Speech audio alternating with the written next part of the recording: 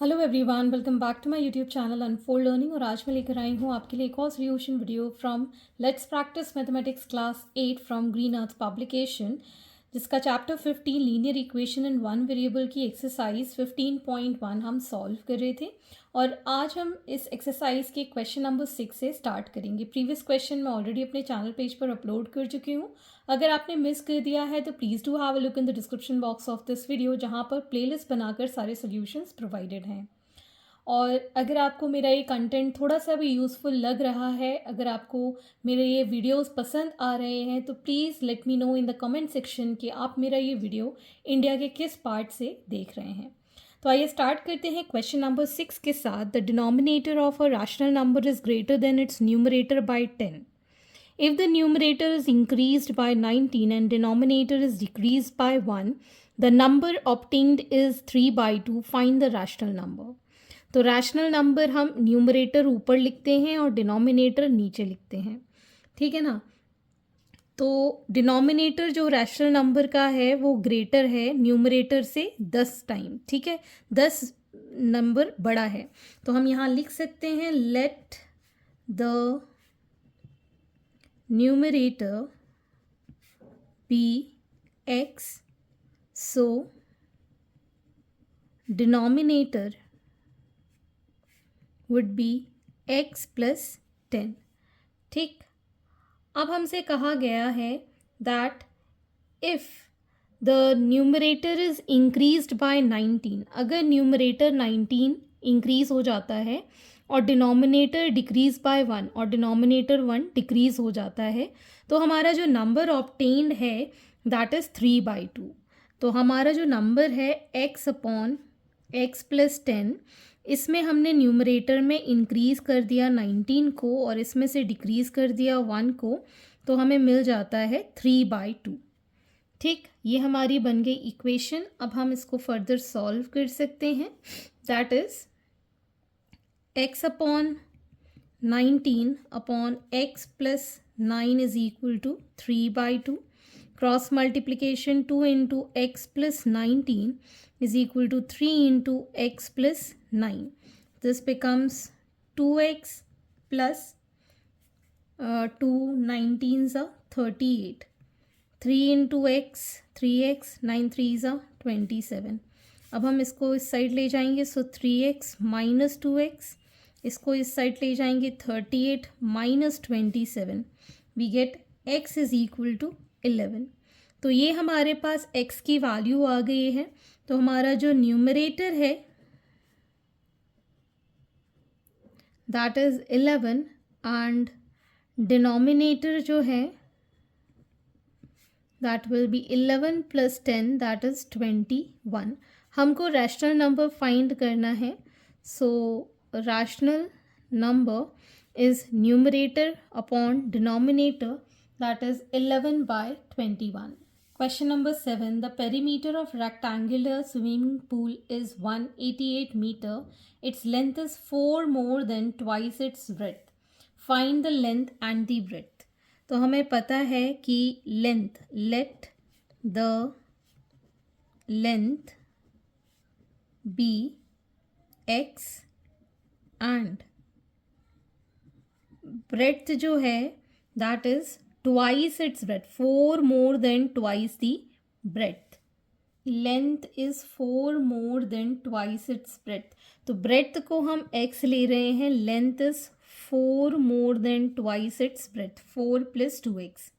ठीक है, अब हमें पेरीमीटर का फॉर्मूला पता है, perimeter is equal to 2l plus B. तो पेरीमीटर की वैल्यू है 188 metre which is equal to 2 into L is 4 plus 2x plus breadth is x। तो ये आ गया हमारे पास 188 by 2 is equal to 4 plus 3x, 2 9s are 18, 2 4s are 8. So this is 94 minus 4 is equal to 3x. So 90 is equal to 3x. x is equal to 90 by 3 that is 30. तो हमारे पास width की value आ गई है 30। सो breadth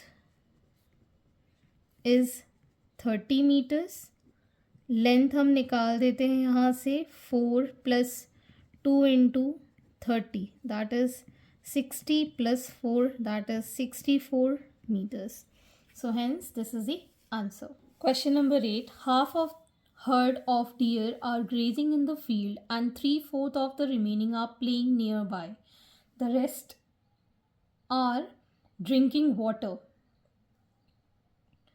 from the pond.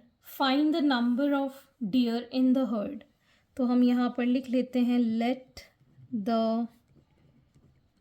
total number of deer in herd be x.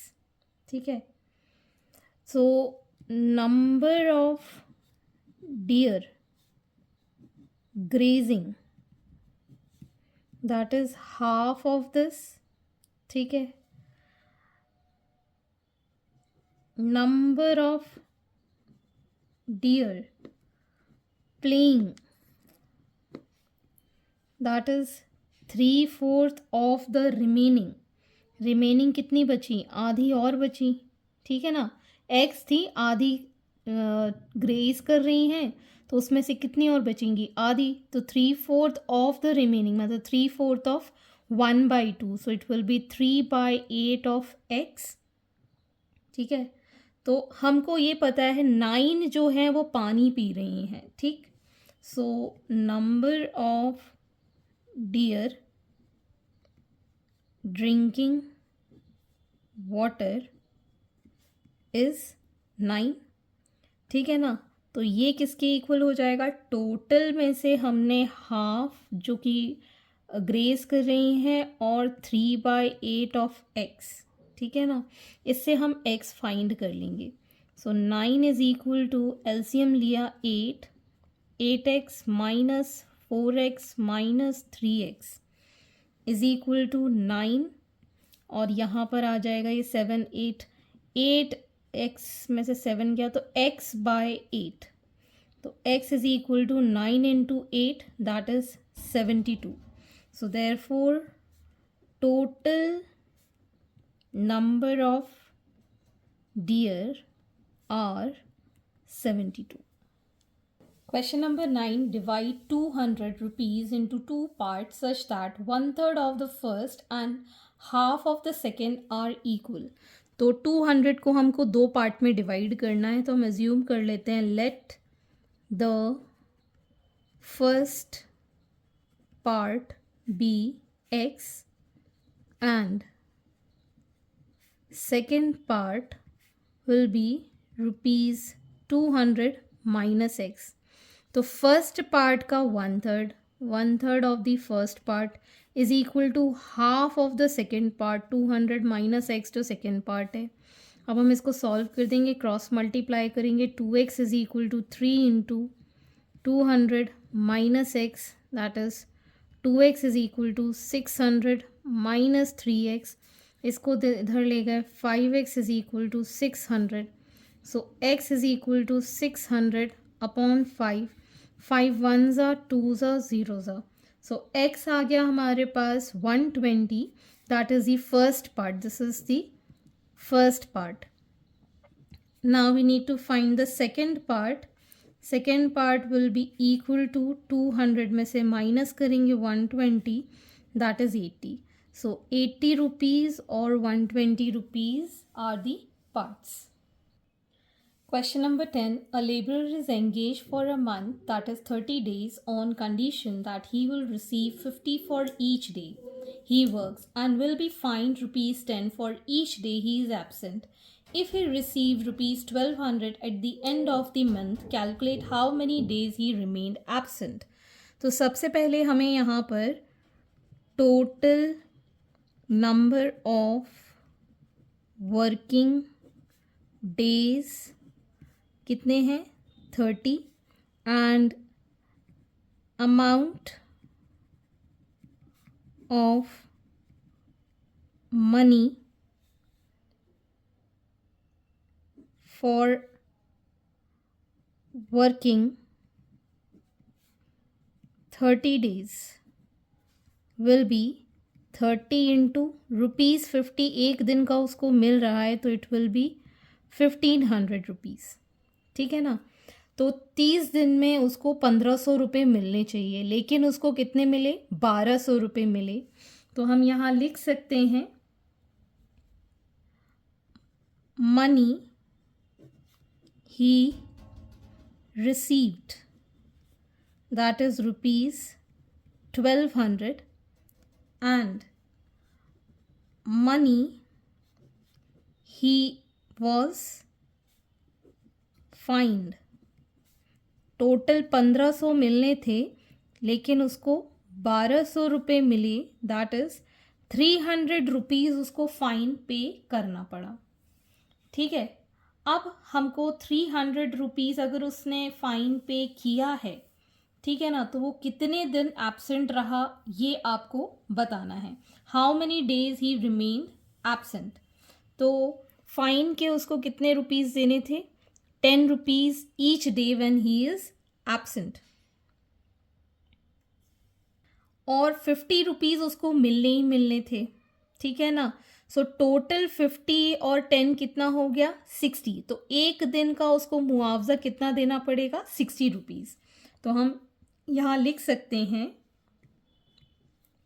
He is find ₹10 for each day when he is absent. Also, he will not get ₹50 for each day. So, he will lose कितना?